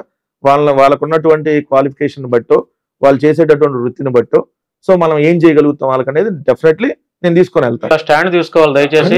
ఎందుకంటే నేను నా నుంచి మీకు ఫోన్ వచ్చిందంటే వీళ్ళ కోసమే వస్తుంది అన్న, వాళ్ళని ఆదుకోండి అని. నా నెంబర్ వాళ్ళకి ఇచ్చి ఇదిగో పలానా భాను గారు చెప్పారు CCTV నుంచి, ఇట్లా మాకు ఎన్నో పరిస్థితి అన్న అని చెప్తే, సో వాళ్ళకు ఉన్నది ఏంటో చూసి నేను ఖచ్చితంగా పార్టీ అధిష్టానం దృష్టికి తీసుకుని వెళ్తాను. తీసుకుని వెళ్ళి వాళ్ళకి ఏ విధంగా మనం అకామిడేట్ చేయగలం. కొంతమందికి ఏంటంటే ఏదైనా ఫోన్ కాల్తో పని అయ్యే ఉంటాయి, కొంతమందికి ఏంటంటే ఏదో నెల నెల చేయాల్సినవి ఉంటాయి. సో వాళ్ళు ఉన్న క్వాలిఫికేషన్ బట్టి ఎక్కడన్నా అకామిడేట్ చేయగలుగుతామా, లేదు ఇదిగో పలానా చోట ఎక్కడన్నా ఖాళీ ఉంది, పలానా జాబ్ మీరు ఫోన్ చేస్తే అయ్యిద్ది అని అంటే డెఫినెట్లీ మేము సజ్జల గారికో, లేదంటే మీరు అన్నట్టుగా మా పార్టీకి సంబంధించిన ఎమ్మెల్యేలు, లేదా ఆ జిల్లాకు సంబంధించినటువంటి మాజీ మంత్రులు, లేదా వాళ్ళతో కాదు ఇంకా పై స్థాయిలో అంటే జగన్ గారితో ఫోన్ చేయించడం ఏదో ఖచ్చితంగా చేద్దాం. దాంట్లో అయితే కార్యకర్త కష్టంలో ఉన్నాయంటే పార్టీ కష్టంలో ఉన్నట్టు, అంతే కదా. సో కార్యకర్తలు మేము ఎక్కడ ఎప్పుడు ఏ రోజు కూడా వదిలేసేటటువంటి పరిస్థితి లేదు. సో కొంత గ్యాప్ ఏదైతే వచ్చిందో అది కూడా కొంత నాయకత్వం వల్ల, మా దాకా సమస్య రాకపోవటం వల్ల. ఇప్పుడు జగన్ గారికి తెలిస్తేనే కదా, తెలియకుండా కిందే ఇప్పుడు మీరు ఇబ్బంది పడుతున్నారు, కార్యకర్త పేరు చెప్పారు, నాకు తెలియదు నేను ఎంత యాక్టివ్గా ఉన్నానికి, అది మీరు నాకు చెప్పారు, నేను ఆ పై దృష్టికి తీసుకెళ్ళగలిగి సమస్య. ఎందుకంటే మాకు అన్ని పార్టీల వాళ్ళతో, ఇప్పుడు మీడియాలో ఉన్నప్పుడు అన్ని పార్టీల వాళ్ళతో మాకున్నటువంటి సంబంధాలపైన మేము చూస్తూ ఉంటాం కదా. నేను క్లియర్ గా మీరు వాళ్ళకి నా నెంబర్ ఇవ్వండి, డెఫినెట్లీ ఇస్తాను, చేసి పెట్టాలి. సపోజ్ నిజంగా మళ్ళీ చెప్తున్నా, ఎవరన్నా వైఎస్ఆర్ కాంగ్రెస్ పార్టీ నాయకుల మీద, అంటే నాయకులు అంటే ఆల్రెడీ కార్యకర్తలు తప్పుడు కేసులు పెట్టు ఏదన్నా వేధిస్తుంటే, సో డెఫినెట్లీ మీరు సంప్రదించండి. ఖచ్చితంగా అక్కడ ఉన్నటువంటి లీడర్లకి, అక్కడ ఉన్నటువంటి లీగల్ సెల్కి మిమ్మల్ని అటాచ్ చేసి మీకు ఏ ఇబ్బందులు లేకుండా చూసుకునేటటువంటి బాధ్యత వైఎస్ఆర్ కాంగ్రెస్ పార్టీ తీసుకుంటారు. ఇదైతే ఖచ్చితంగా నా నుంచి మీకు భరోసా. రైట్ అన్న, ఫైనల్గా ఆంధ్రప్రదేశ్ ప్రజలకి, ముఖ్యంగా మీ వైఎస్ఆర్సీపీ పార్టీ కార్యకర్తలు కావచ్చు, నాయకులు కావచ్చు, మీరేం చెప్పాలనుకున్నారు? ఆంధ్రప్రదేశ్ రాష్ట్ర ప్రజలకైతే ఒకటే చెప్తున్నా, ఆశ అనేది ఎవరికైనా మనకు ఉంటుంది. ఆశతో మనం ఏదో చేస్తారనేటటువంటి ఆలోచనతో ఈ కూటమి ప్రభుత్వానికి ఓటు వేశారు. అది మీరైనా ఆశపడవచ్చు, ఇంకోలైనా ఆశపడచ్చు, దాన్ని ఎవరిని తప్పుపట్టేది కాదు. మనిషికి ఆశ అనేది తప్పు కాదు. సో ప్రజల్ని మభ్యపెట్టి వీళ్ళు అధికారంలోకి వచ్చారు. సో నిజంగా వీళ్ళు మంచి చేస్తున్నారా లేదా అనేది మీ గుండెల మీద చేసుకొని ఆలోచించండి. జగన్మోహన్ రెడ్డి గారు ఉన్నప్పుడు మీకు బాగుందా? చంద్రబాబు నాయుడు గారు ఉన్నప్పుడు బాగుందా? జగన్మోహన్ రెడ్డి గారు ఉన్నప్పుడు మీకు సేఫ్ అండ్ సెక్యూర్గా ఎలా ఉంది? ఇప్పుడు ఆ సేఫ్టీ సెక్యూరిటీ ఉందా లేదా? జగన్మోహన్ రెడ్డి గారు ఉన్నప్పుడు మీ కుటుంబ ఆర్థిక పరిస్థితి ఎలా ఉంది? ఇప్పుడు ఆర్థిక పరిస్థితి ఎలా ఉంది? బేరీజ్ వేసుకొని మీ ఆత్మాభిమానాన్ని చంపుకోకుండా, ఎవరో ఏదో ఇస్తారని చెప్పి దయచేసి ఆశపడకుండా ఒక విజ్ఞతగా మీరు ఆలోచించి ఈసారి మంచి నిర్ణయం తీసుకోమని చెప్తున్నా. 2 వైఎస్ఆర్ కాంగ్రెస్ పార్టీ నాయకులకి, కార్యకర్తలకి అయితే, మనల్ని వైఎస్ఆర్ కాంగ్రెస్ పార్టీలో ఉన్నటువంటి కార్యకర్తలని, నాయకుల్ని చెడగొట్టాలనేటటువంటి ఆలోచనతో ఏదైతే ఈ కూటమిలో ఉన్నటువంటి నాయకులు, వాళ్ళకి సంబంధించినటువంటి మీడియా, కొంత కమ్యూనిటీ వైజ్గా, ఈవెన్ వైఎస్ఆర్ కాంగ్రెస్ పార్టీకి స్ట్రాంగ్ ఓట్ బ్యాంక్గా ఉన్నటువంటి దళితుల్ని, లేదంటే మీరు అన్నట్టు రెడ్డి సామాజిక వర్గం, ఇంకొక సామాజిక వర్గాలన్నింటినీ చేల్చాలనేటటువంటి ప్రయత్నం 2024 ఎన్నికల్లో వాళ్ళు చేశారు. చేసి జగన్మోహన్ రెడ్డి గారిని ఏదో దోషిగా, బూచిగా చూపించాలనే ప్రయత్నం చేశారు. వాళ్ళు చేసి మన మెదడులో కూడా విషయాన్ని ఎక్కించారు కొంతమందికి. సో ఎక్కించడం వల్ల కొంతమంది యాక్టివ్గా పనిచేయలేకపోయారు. 2024 మీకేం చేశారు? అంతా వాళ్ళని పెట్టారు కదా, మీకేం జరిగింది? ఇప్పుడు ఏమన్నా చంద్రబాబు నాయుడు కార్యకర్తలకి ఏమన్నంతా పై స్థాయిలో నాయకులేగా సంపాదించుకునేది, లేదా గ్రామ స్థాయిలో ఒకరిద్దరు నాయకులేగా ఓటేసిన ప్రతి కార్యకర్తకి ఏమైనా ఇస్తారా? పథకం ఇవ్వట్లా, సంపాదించుకోవడానికి అడుగుతాడు. జగన్మోహన్ రెడ్డి గారు తెలుగుదేశం జనసేన ఎవరిని చూడకుండా అందరూ పథకాలు ఇచ్చాడు. సో ఇప్పుడు తెలుగుదేశం వాడికే పథకం అందట్లా. అదే కదా వాళ్ళ పరిస్థితి. ఓటేసిన తెలుగుదేశం కార్యకర్తకే అమ్మఒడి రావట్లేదు, రైతు భరోసా రాలేదు, ఏం రావట్లేదు. సో మనం ఉన్నటువంటి వైఎస్ఆర్ కాంగ్రెస్ పార్టీ కార్యకర్త ఈ రోజు కూడా గర్వంగా కాలర్ పైకి ఎగరేసుకుని తిరగలుగుతున్నాడు. గ్రామాల్లో అంటే ఏంటి, మీరు కేసు పెట్టుకుంటారు, పెట్టుకోండాయా అని చెప్పి గర్వంగా గ్రామాల్లో తిరగలుగుతున్నాం అంటే ఏంటి, బికాస్ ఆఫ్ జగన్మోహన్ రెడ్డి గారు చేసిన మంచి. 2019-24 మన అలానే నిలబెట్టాడు. ఇప్పుడు కూడా అదే నిలబెట్టగలుగుతా ఉంది. నిజంగా మనం మంచి చేయకుండా ఉంటే ఈరోజు మనం తలెత్తుకోగలిగే వాళ్ళమా, ఇంత ఫాస్ట్గా మూవ్ అవ్వగలిగే వాళ్ళమా? డే 1 ఓడిపోయిన తర్వాత మీరు అడిగారు ఇందాక కొంచెం, డే 1 ఓడిపోయిన తర్వాత మీరు నెక్స్ట్ రోజు నుంచే వస్తున్నారు కదా. ఇప్పటికే చెప్తాను సార్, మేము మంచి చేసి ఓడిపోయాం. చంద్రబాబు నాయుడు అబద్ధాలు చెప్పి గెలిచాడు, మోసం చేసి గెలిచాడు. సో మంచి చేసి ఓడిపోతే ఉంది, అయినా మేము బయటకు రాయలుగా తిరగలుగుతాం. అదే అతను అబద్ధాలు చెప్పి గెలిచాడు, తిరగమని మాలాగా వాళ్ళ కార్యకర్తల్ని, తెలుగుదేశం జనసేన కార్యకర్తల్ని కాలర్ పైకి ఎగరేసుకొని మా కూటమి ప్రభుత్వం చేసిందని చెప్పే దమ్ముందా? మేము చెప్తాం, ఇదిగో మీరున్న సచివాలయం మేము కట్టిందే, ఇప్పుడు మీరు పరిపాలిస్తున్న రైతు భరోసా కేంద్రం మేము కట్టిందే, మీ ఊర్లో ఉన్న డిజిటల్ లైబ్రరీ మేము కట్టిందే, మీరున్న హెల్త్ క్లినిక్ మేము తెచ్చిందే. ఇప్పుడు చంద్రబాబు నాయుడు గారు వెళ్ళి పోర్టుల గురించి మాట్లాడుతున్నారు కదా, ఆ పోర్టులు స్టార్ట్ చేసింది మేమే. స్కూల్స్ డెవలప్మెంట్ మీరే. స్కూల్స్ మీరు వెళ్ళి స్కూల్స్ సంబంధించిన మంత్రి నారా లోకేష్ గారు కదా, అక్కడికి వెళ్ళి ఆ బెంచ్ మీద కూర్చుంటే ఆ బెంచ్ తెచ్చింది జగన్మోహన్ రెడ్డి గారి ప్రభుత్వంలోనే. 17 మెడికల్ కాలేజీలు తెస్తే వాటిని నిర్వీర్యం చేయొద్దని చెప్పి మేము కోరుతా ఉన్నాం. సో ఇట్లా మేము గర్వంగా చెప్పుకోవడానికి మీకు ఉంది. సో మీరు చేస్తాను ఇప్పుడు ఆ తల్లికి వందనం, అసలు ఈ పథకం తెచ్చిందే మేము అమ్మఒడి. సో ఇవన్నీ రైతు భరోసా ఈ దేశంలో ఎక్కడా లేనప్పుడు జగన్మోహన్ రెడ్డి గారు స్టార్ట్ చేశారు. జగన్మోహన్ రెడ్డి గారు అనౌన్స్ చేశాడు. ఎప్పుడు 2017 ప్లేనరీలో, నాగార్జున యూనివర్సిటీ దగ్గర జరిగిన ప్లేనరీలో రైతు భరోసా కింద 12,500 ఇస్తా, 4 సంవత్సరాల పాటు ఇస్తా అని ఈ దేశంలో ఎక్కడా లేదు స్కీమ్. అప్పుడు అనౌన్స్ చేశారు. దాని తర్వాత కేసీఆర్ గారు 2018లో ఇంప్లిమెంట్ చేశాడు ఇప్పుడు ప్రభుత్వంలో, ఇది రైతు బంధు అని. తర్వాత అదే 2019 ఫిబ్రవరి అనుకుంటా నరేంద్ర మోడీ గారు PM కిసాన్ అని తెచ్చాడు. అంటే అసలు వాళ్ళకి ఆలోచన రానప్పుడే జగన్మోహన్ రెడ్డి గారు రైతు భరోసా అనౌన్స్ చేశాడు. సో ఇప్పుడు ఆ రైతు భరోసాని మీరు పేరు మార్చారు, కానీ అది ఇట్లా పేరు మార్చిన. సో ఇట్లా ఇవన్నీ చూసుకుంటా ఉంటే, లేదు ఆటో వాళ్ళకి 10,000 మేము ఇచ్చింది కావచ్చు, మత్స్యకార భరోసా, ఇవన్నీ జగన్మోహన్ రెడ్డి గారు తీసుకొచ్చినాయి. ఇవన్నీ మనం ఈరోజు గర్వంగా చెప్పగలుగుతున్నాం. ఆ కార్యకర్తలు చెప్పాలండి, ఆ పార్టీలో ఉన్నాను. సో మనం నిజాయితీగా ఉన్నాం. మన నాయకుడు ఓడిపోయినా నిజాయితీగానే ఉన్నాడు. మళ్ళీ రేపు అధికారంలోకి రావటం కోసం కూడా మేమే మోసం చేసి ఏదైతే చేయలేని హామీలను ఇచ్చి మేము అధికారంలో రావు, మళ్ళీ ఏం చేయగలుగుతామో అదే చెప్పి అధికారంలోకి వస్తాం. సో ఆ క్రెడిబిలిటీ మన పార్టీకి ఉంది. సో ఎవడో ఏదో చెప్పాడని మనం డీవియేట్ అవ్వాల్సిన పని లేదు. సో మనం ఇక్కడ ఉంటే ఏదో జరిగిద్దో న్యాయమా, లేదంటే మనకు వ్యక్తిగత న్యాయం జరిగిద్దా, పార్టీ బాగుంటే ప్రభుత్వంలోకి వస్తే మనకు కొంత లాభమే చేకూరినా కోట్లాది మంది ప్రజలకి లాభం చేకూరింది. సో కోట్లాది మంది ప్రజలకి లాభం చేకూర్చేటటువంటి సాటిస్ఫాక్షన్ కంటే గొప్ప సాటిస్ఫాక్షన్ ఏముంటుంది? మనం ఇవాళ అన్నం తినకపోయినా నలుగురికి అన్నం పెట్టామంటే మన కడుపు నిండిపోయింది కదా. అవును, మనం ఈరోజు సాటిస్ఫాక్షన్ ఉంటుంది కదా. మనం చిన్న అనాథాశ్రమానికి ఎక్కడికి వెళ్తాం, వాళ్ళకి ఏదో నలుగురికి అన్నం పెట్టామంటే ఆ రోజల్లా మనకు అదే ఫీలింగ్ లో ఉంటాం. సో జగన్మోహన్ రెడ్డి గారు అంతమందిని ఆదుకోగలిగాడు. కరోనాలో తెలుగుదేశం వాళ్ళ ప్రాణాలు కూడా కాపాడాడు కదా. సో అలాంటప్పుడు మన వైఎస్ఆర్ కాంగ్రెస్ పార్టీని వాళ్ళెవడో తక్కువ చేస్తేనో, మనం ఏదో దానికి వాళ్ళు చెప్పిన దాన్ని మెదడులోకి ఎక్కించుకోనో, ఇంకో మనం పని చేయకుండా ఉంటానో ఆగిపోతేనో మనం 2024లో అయిన పరిస్థితి అవుతుంది. సో వైఎస్ఆర్ కాంగ్రెస్ పార్టీ కార్యకర్త ఖచ్చితంగా ఇప్పటికైతే ఈ 10 నెలల్లో మన యాక్టివ్గా లేనటువంటి కార్యకర్త కూడా యాక్టివ్ అయ్యాడు. ఎందుకు 2024 ఎన్నికల్లో కొంతమంది యాక్టివ్ లేరు, because of the local leadership అని కానీ, లేదంటే కొంతమంది ఏంటంటే మనకేం చేశారు, వ్యక్తిగతంగా మనకేం వచ్చింది, ఇప్పుడు అది లేదు. ఎందుకంటే మేము కూడా అందరితో మాట్లాడుతూ ఉంటాం కదా. ఇప్పుడు మీకు ఇక్కడ హైదరాబాద్ లో ఉండి కూడా 19 ఎన్నికల్లో వచ్చి పనిచేసిన వాళ్ళు 24 ఎన్నికల్లో రాలా కొంతమంది. ఎందుకంటే మనకేం చేశారు అనేది.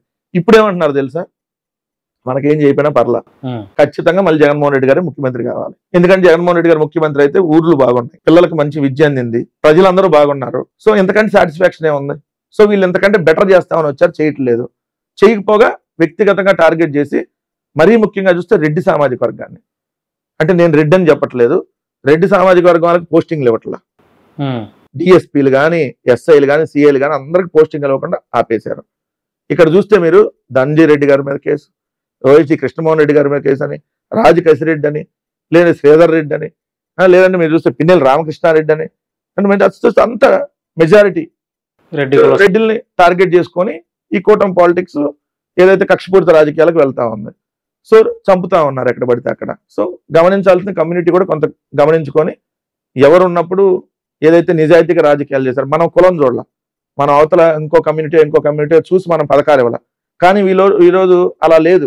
వాళ్ళు కూడా ఆ కమ్యూనిటీ వాళ్ళు కూడా పూర్తిగా ఇవ్వట్లేదు, పర్టికులర్ ఒక సెక్షన్ ఆఫ్ మందినే పెట్టుకొని చేస్తున్నారు. సో ఇవన్నీ గమనించుకొని మనం వచ్చే ఎలక్షన్స్ లో బలంగా పనిచేయాలి. మనం బలంగా పనిచేస్తే ఖచ్చితంగా వైఎస్ఆర్ కాంగ్రెస్ పార్టీ ప్రభుత్వం వల్ల ఆంధ్రప్రదేశ్ రాష్ట్రంలో ఉన్న ప్రజలందరికీ న్యాయం జరిగిద్ది. సో మంచి పరిపాలన వస్తుంది. పరిపాలన రావటం వల్ల రాష్ట్రం పేరు బాగుంటుంది. ఆ చేసినటువంటి నాయకుడి వల్ల మనకు కూడా పేరు వస్తుంది. సో అదే నేను చెప్పదలుచుకున్నాను. రైట్, థ్యాంక్ యూ అన్న. మీ విలువైన సమయాన్ని మాతో కేటాయించారు. అనేక విషయాలపైన మీరు అనర్గళంగా మాట్లాడారు. పార్టీని ఉద్దేశించి, ప్రతిపక్ష పార్టీలను ఉద్దేశించి, మీ పార్టీని ఉద్దేశించి, ఎన్డీఏ కూటమిని ఉద్దేశించి అనేక విషయాలు మాట్లాడారు. లోపాలు కూడా ఎత్తి చూపారు. మీరు కూడా ప్రజల తరపున గట్టిగా నిలబడి ప్రజల తరపున బలమైన గొంతుగా ఇంకా ఎదగాలని మనస్ఫూర్తిగా కోరుకుంటున్నాను. ప్రజల తరపున, ఎందుకంటే అనేక సమస్యలపైన ప్రజలు వాళ్ళు మాట్లాడలేని పరిస్థితి, మాట్లాడిన వారి మీద కేసులు పెడుతున్నారు.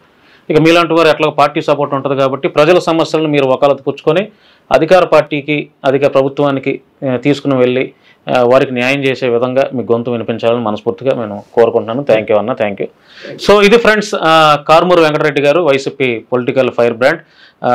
చూశారు కదా, అనేక విషయాలపైన ఆయనతో మాట్లాడించే ప్రయత్నం చేశాను. ఈ వీడియో చూసిన తర్వాత మీ యొక్క అభిప్రాయాన్ని కామెంట్ రూపంలో తెలియజేస్తానని మనస్ఫూర్తిగా కోరుకుంటున్నాను. ధన్యవాదాలండి.